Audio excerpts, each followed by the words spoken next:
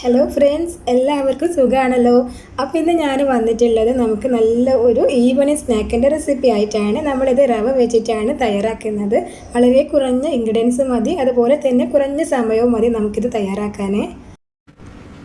അപ്പോൾ റെസിപ്പിയിലേക്ക് പോകുന്നതിന് മുമ്പ് നമ്മുടെ ചാനൽ സബ്സ്ക്രൈബ് ചെയ്യാതെ കാണുന്നവരുണ്ടെങ്കിൽ ഒന്ന് സബ്സ്ക്രൈബ് ചെയ്ത് സപ്പോർട്ട് ചെയ്യണേ. അതുപോലെ തന്നെ നമ്മുടെ ഈ റെസിപ്പി നിങ്ങൾക്ക് ഇഷ്ടപ്പെടുകയാണെന്നുണ്ടെങ്കിൽ വീഡിയോ ലൈക്ക് ചെയ്യാനും നിങ്ങളുടെ അഭിപ്രായങ്ങളൊക്കെ താഴെ കമൻറ്റ് ബോക്സിലൂടെ അറിയിക്കാനും മറക്കരുത്.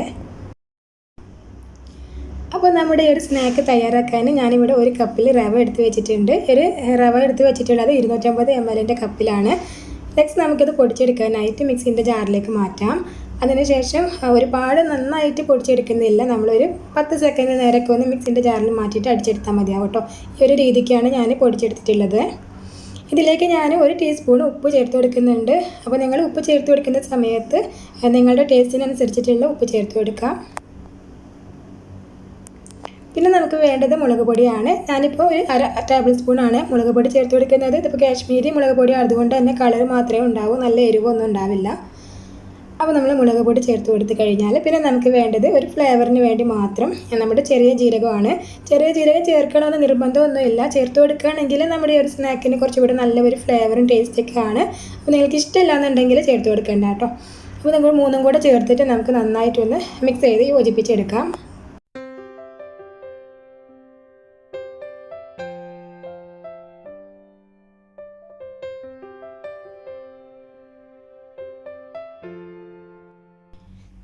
അപ്പോൾ ഈ ഒരു 3 ഇൻഗ്രീഡിയൻസ് ഇവിടെ നന്നായിട്ട് തന്നെ മിക്സ് ചെയ്തെടുത്തിട്ടുണ്ട്. ഇനി നമുക്ക് വേണ്ടത് ഇത് കുഴച്ചെടുക്കണം. അപ്പോൾ അതിന് വേണ്ടിയിട്ട് നമ്മളിത് കപ്പിൽ വെള്ളം എടുത്തിട്ടുണ്ട്. ഞാനിപ്പോൾ എടുത്തിട്ടുള്ളത് നമ്മുടെ സാധാ നോർമൽ വെള്ളം തന്നെയാണ്. ഇത് വെച്ചിട്ട് നന്നായിട്ട് തന്നെ കുഴച്ചെടുക്കാം കേട്ടോ. പിന്നെ കുഴച്ചെടുക്കുന്ന സമയത്ത് നിങ്ങൾ പ്രത്യേകം ശ്രദ്ധിക്കുക, കുറേശ്ശെ ചേർത്തിട്ട് മാത്രം കുഴച്ചെടുത്താൽ മതിയാവും. നമ്മൾ ഒരുപാട് വെള്ളം ചേർത്ത് കൊടുത്തു കഴിഞ്ഞാൽ നമ്മുടെ മാവ് നല്ല ലൂസായി പോയി കഴിഞ്ഞാൽ പിന്നെ നമ്മുടെ ആ ഒരു വിചാരിച്ച രീതിയിൽ നമ്മുടെ സ്നാക്ക് റെഡി ആയിട്ട് വരില്ല. അതുകൊണ്ട് തന്നെ ഇതുപോലെ കുറേശ്ശെ ചേർത്ത് കൊടുത്തിട്ട് നന്നായിട്ടൊന്ന് മിക്സ് ചെയ്തെടുക്കുക. അതിനുശേഷം പിന്നെ നമ്മുടെ ചപ്പാത്തി മാവിൻ്റെ ഒക്കെ രീതിയിലാണ് നമ്മളിത് കുഴച്ചെടുക്കേണ്ടത്. അതുപോലെ നമ്മൾ കുഴച്ചെടുക്കുന്ന സമയത്ത് നമുക്ക് ആവശ്യമാണെന്ന് തോന്നുകയാണെങ്കിൽ മാത്രം ഇതുപോലെ ഓരോ ടേബിൾ സ്പൂൺ കൂടെ വെള്ളം ചേർത്തിട്ട് വീണ്ടും നന്നായിട്ട് തന്നെ കുഴച്ചെടുത്താൽ മതിയാവും.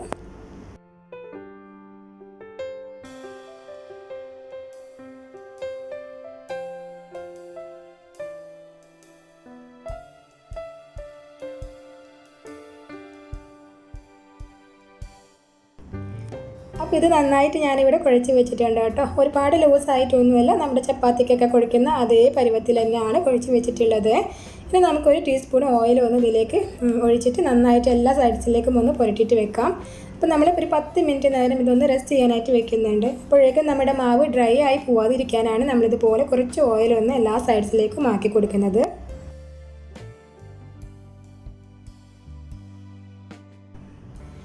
അപ്പോൾ ഇതിനൊരു 10 മിനിറ്റ് നേരം ഒന്ന് അതുപോലെ കവർ ചെയ്തിട്ട് റെസ്റ്റ് ചെയ്യാനായിട്ട് വെക്കാം. അപ്പോൾ ഒരു 10 മിനിറ്റ് കഴിഞ്ഞിട്ടുണ്ട്. ഇത് നമുക്ക് എടുത്തിട്ട് 1 മിനിറ്റ് നേരം കൂടെ ഒന്ന് കുഴച്ചെടുക്കാം.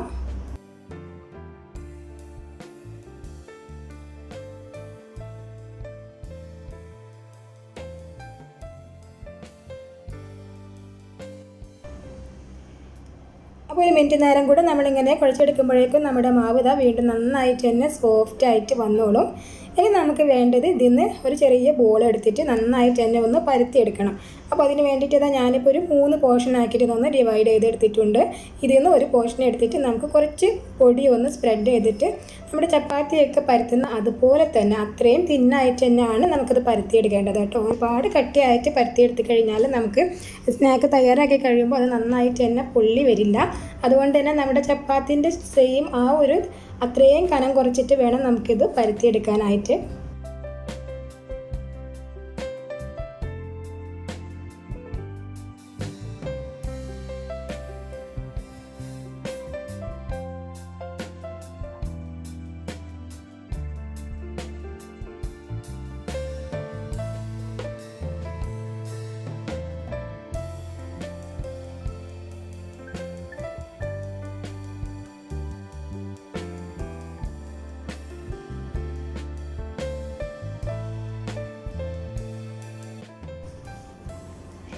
അപ്പോൾ ഇത് നല്ല റൗണ്ടിൽ തന്നെ ഞാനിതിവിടെ പരത്തി വെച്ചിട്ടുണ്ട് കേട്ടോ. നെക്സ്റ്റ് നമുക്ക് വേണ്ടത് നല്ല മൂച്ചുള്ള ഒരു കത്തി വെച്ചിട്ട് ഇതൊന്ന് കട്ട് ചെയ്തെടുക്കുകയാണ്. അപ്പോൾ ഇഷ്ടമുള്ള ഏത് ഷേപ്പിൽ വേണമെങ്കിലും നമുക്കിത് കട്ട് ചെയ്തിട്ട് എടുക്കാം.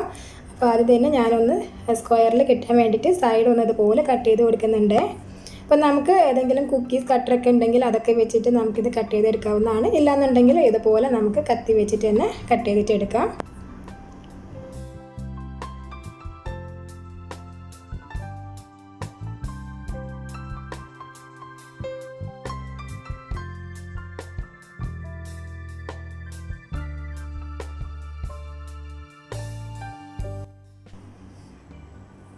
അപ്പോൾ ഇതുപോലെ കട്ട് ചെയ്ത് കഴിഞ്ഞാൽ ഞാനൊരു പീസ് എടുത്തിട്ട് കാണിക്കാം കേട്ടോ.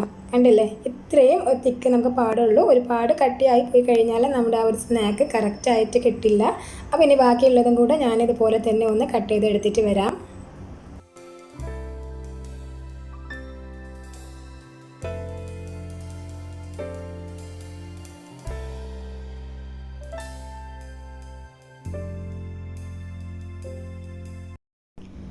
അപ്പോൾ ഞാൻ ബാക്കിയുള്ളതും കൂടെ ഇവിടെ കട്ട് ചെയ്ത് വെച്ചിട്ടുണ്ട്. നെക്സ്റ്റ് നമുക്കിത് ഫ്രൈ ചെയ്യാനുള്ള ഓയിൽ ചൂടാക്കിയിട്ട് എടുക്കാം കേട്ടോ. ഹൈ ഫ്ലെയിമിൽ വെച്ചിട്ട് തന്നെയാണ് ഞാൻ ഈ ഓയിൽ ചൂടാക്കി എടുത്തിട്ടുള്ളത്.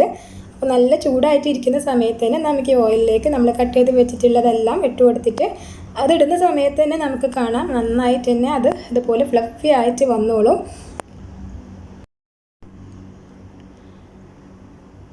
അപ്പോൾ ഓയിൽ കുറച്ച് വെച്ചിട്ടാണ് നമ്മൾ ഫ്രൈ ചെയ്യുന്നതെങ്കിൽ ഇതുപോലെ അത് നന്നായിട്ട് തന്നെ പൊള്ളി വരില്ല. അപ്പോൾ അത് നിങ്ങൾ എന്തായാലും ശ്രദ്ധിക്കുക. ഈ ഒരു സ്നാക്ക് നമുക്ക് നല്ല ചൂടിൽ തന്നെ വേണം ഫ്രൈ ചെയ്തെടുക്കാൻ. അപ്പോൾ ഇതിൻ്റെ എല്ലാ സൈഡ്സും ഒരുപോലെ തന്നെ നല്ല ഗോൾഡൻ കളറാവാനും ക്രിസ്പി ആയിട്ട് കിട്ടാനും നമുക്ക് ഒരു കോരി വെച്ചിട്ട് അങ്ങോട്ടും ഇങ്ങോട്ടൊക്കെ ഒന്നങ്ങ് മറിച്ചിട്ട് കൊടുക്കാം.